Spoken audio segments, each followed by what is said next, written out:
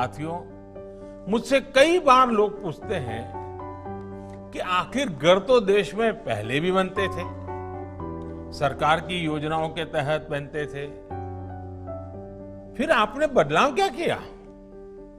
ये सही है कि गरीबों के लिए घर बनाने के लिए देश में दशकों पहले से योजनाएं चली आ रही है, बल्कि आजादी के बाद के पहले दशक से ही सामूहिक विकास कार्यक्रम के तहत ये काम शुरू हो गया था।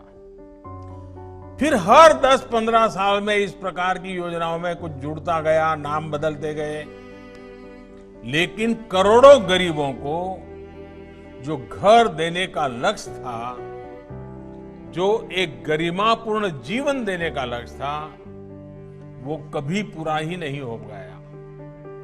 कारण ये था कि पहले जो योजनाएं बनी थी उनमें सरकार हावी थी, सरकार का दखल बहुत ज्यादा था। उन योजनाओं में मकान से जुड़ी हर चीज का फैसला सरकार, और वो भी दिल्ली से होता था। जिसको उस घर में रहना था उसको कोई पूछता ही नहीं था। अब जैसे शहरों की ही तर्ज पर आदिवासी क्षेत्रों में ही कॉलोनी सिस्टम थोपने की कोशिश होती थी, शहरों जैसे मकान बनाने की ही कोशिश होती थी, जबकि हमारे आदिवासी भाई बहनों का रहन सहन शहर के रहन सहन से बिल्कुल अलग होता है, उनकी जरूरतें अलग होती है। इसलिए सरकार के बनाए घरों में उनको वो अपनापन कभी नहीं लगता था। इतना ही नहीं, पहले की योजनाओं में पारदर्शिता की भी भारी कमी थी, कई तरह की गड़बड़ियां भी होती थी। मैं उनके विस्तार में नहीं जाना चाहता। इसलिए उन घरों की क्वालिटी भी बहुत खराब होती थी।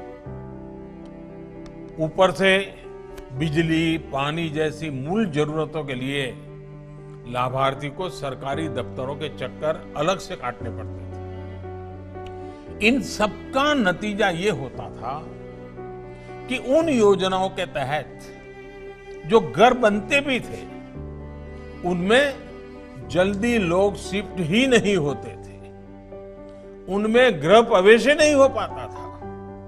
साथियों, 2014 में हमने जब से कार्य संभाला, इन पुराने अनुभवों का अध्ययन करके पहले पुरानी योजना में सुधार किया गया और फिर प्रधानमंत्री आवास योजना के रूप में बिल्कुल नई सोच के साथ योजना लागू की गई। इसमें लाभार्थी के चयन से लेकर गृह प्रवेश तक पारदर्शिता को प्राथमिकता दी गई।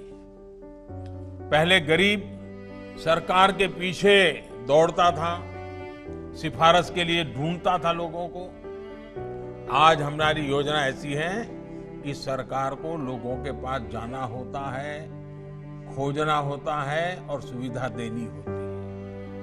अब किसी की इच्छा के अनुसार लिस्ट में नाम न जोड़ा जा सकता है न घटाया जा सकता है। चयन से लेकर के निर्माण तक वैज्ञानिक और पारदर्शी तरीका अपनाया जा रहा है। इतना ही नहीं, मटेरियल से लेकर के निर्माण तक स्थानीय स्तर पर उपलब्ध और उपयोग होने वाले सामानों को भी प्राथमिकता दी जा रही है। घर के डिजाइन भी स्थानीय जरूरतों और निर्माण शैली के मुताबिक ही तैयार और स्वीकार किए जा रहे हैं। अब पूरी पारदर्शिता के साथ घर बनाने के हर चरण की पूरी मॉनिटरिंग के साथ लाभार्थी खुद अपना घर बनाता है।